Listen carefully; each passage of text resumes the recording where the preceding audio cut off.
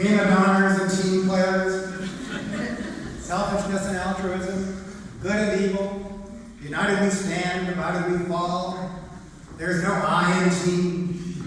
That is surely one of the most fundamental themes in human life, reflects an even more fundamental trade-off between functioning as a team and exploiting teamwork throughout the living world.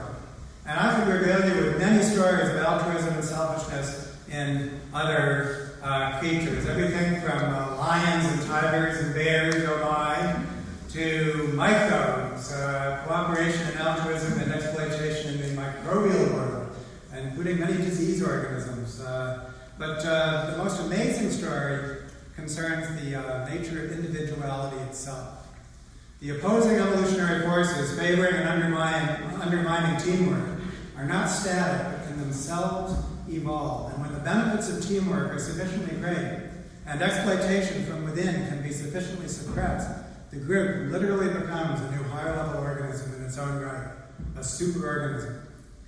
The first person to propose this radical new idea was a cell biologist named Lynn Margulis in the 1970s, who claimed that nucleated cells, with all their complex internal structures, such as mitochondria and chloroplasts, did not evolve by small mutational steps from bacterial cells.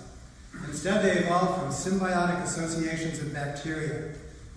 That idea was then generalized in the 1990s, so this is only 10 or so years ago, to include other major transitions, such as the first bacterial cells, and even the origin of life itself as groups of cooperating molecular reactions. Life itself is a form of teamwork. Multicellular organisms such as ourselves are not just the groups of past ages, but the groups of groups of groups of past ages. And you'd be amazed at how today's biologists who study individual organisms talk about genes and developmental processes, cell lineages, as tightly regulated societies, basically. Social organizations that are very tightly regulated. Social insect colonies such as ants, bees, and termites ratchet the level of teamwork even higher. A single beehive includes many thousands of individuals whose members might be flying over an area of several square kilometers on any given day, but they're so well coordinated by their social behaviors that they qualify as a single organism. They even have a group mind, which might seem like science fiction, in which any single bee functions more like a single neuron than as a decision-making information process in its own right.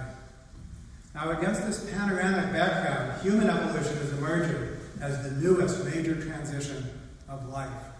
Our distant ancestors became the primate equivalent of a single organism in a beehive. The musical episode that we just saw contains the secret of how it all began. In a typical primate society, the strongest individuals and coalitions are able to intimidate the others and take what they want, providing little scope for cooperation. In human groups, especially small-scale human societies, those who strive for power can be easily suppressed by other members of the group, creating a kind of guarded equality. Vigilance is always required, and selfishness is only suppressed, never entirely eliminated. But for the most part, teamwork became the signature human adaptation. This teamwork included not only physical activities such as hunting, gathering, childcare, defense, and offense, but also mental activities, symbolic thought, and the social transmission of behaviors, which in its accumulated form we call culture, are fundamentally communal activities that require trust among members of a group. Trust is even reflected in our physical anatomy.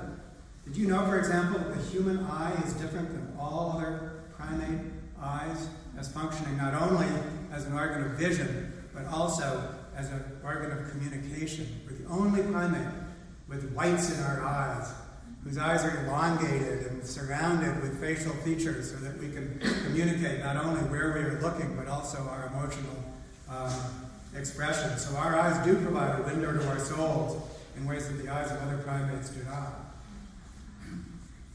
Our capacity for culture and symbolic thought enabled us to disperse out of Africa and occupy the entire planet, adapting to all climatic zones and occupying the niches of hundreds and hundreds of species. Just as there is more species in the tropics than in the temperate zone and in the Arctic, the latitudinal gradient, which ecologists know well, so also are there more human cultures in the tropics than in the temperate zone, for example. And ecologically, we harvest everything from seeds to whales. We occupy the niches of about 500 million species. Then the invention of agriculture initiated a positive feedback cycle between the production of food and the scale of human society, leading to the mega-societies of today. So culture provides a different answer to the question, who are we? In part, we're the members of a given group and assign roles within our group, at times whether we want to or not. There's much to say, but in our brief time together, I want to leave you with three parting thoughts. One is pessimistic, and the other two are optimistic. The pessimistic statement is that evolution does not make everything nice. Adaptations are frequently both selfish and short-sighted. They benefit some individuals at the expense of others, or improve life for the moment only to create even greater problems down the road. Even when evolution turns groups into superorganisms, these problems are not eliminated, but merely elevated up the biological hierarchy, where they can take place with even more destructive force than before. So we can thank evolution for our problems in addition to our solutions. But one thing is for sure, we will never be able to solve our problems without a detailed understanding of evolutionary theory. It's a Darwinian world, and in the future we'll be relying upon evolutionary principles to manage our lives, just as much as we currently rely upon the principles of physics and chemistry. My first optimistic conclusion concerns how we can understand the arts from an evolutionary perspective. And you know, one of the greatest tragedies of modern intellectual life is the disconnect between the sciences and the arts, which for a long time have been called two cultures. And of course, this event is a wonderful bridging of that gap. But for the most part, the difference between the sciences and the arts inside the academic world and outside is at least as great as the distinction between religious belief and non-religious belief. And this is something that can change in the future, and I think evolution can help us change it by thinking about what the arts mean. How would we explain the activities associated with the arts from an evolutionary perspective? And at first sight, these activities don't appear to score very high on the survival value scale. It's easy to explain why we talk, why we hunt down prey, why we make useful tools, why we relate facts to each other. But how can we explain how we sing, dance, make decorative objects, and tell stories about imaginary people and events? It's easy to draw the conclusion that these activities are somehow superfluous, an epiphenomenon, as a cheesecake of the mind, as one of my colleagues put it. We evolved our instincts to eat, you know, and now we have all this food. We develop we invent these wonderful confections, right?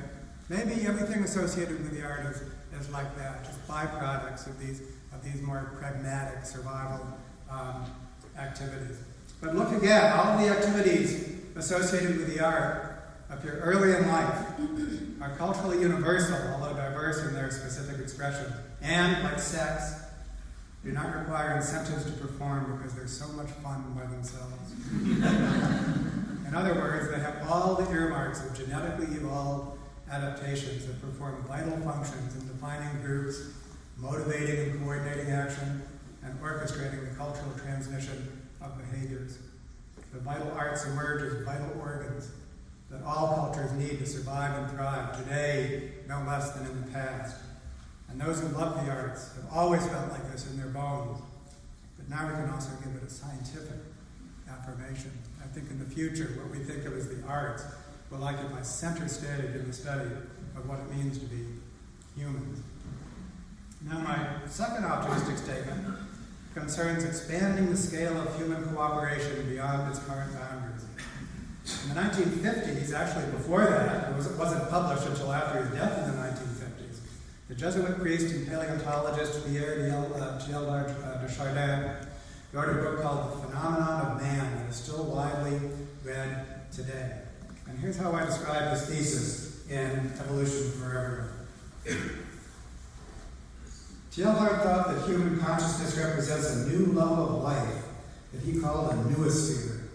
In the past, humans were a passive product of evolution along with all other creatures, but now they can take control of evolution.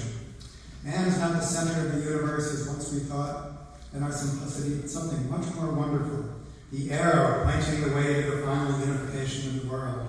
This is nothing else than the fundamental vision, and I shall leave it at that. The final unification, the target that the arrow was hurling towards, was called the omega point, and was a kind of a diffuse global consciousness. We're faced with a harmonized collectivity of consciousnesses to a sort of super consciousness. The earth not only becoming covered by myriads of grains of thought, but becoming enclosed in a single thinking envelope, a single unanimous reflection. Now, from a modern evolutionary perspective, this thesis can be regarded as mistaken in some respects, but not others. Human mentality does represent a new form of evolution that has expanded the circle of cooperation from the tiny ancestral groups of the past to the much larger groups of today.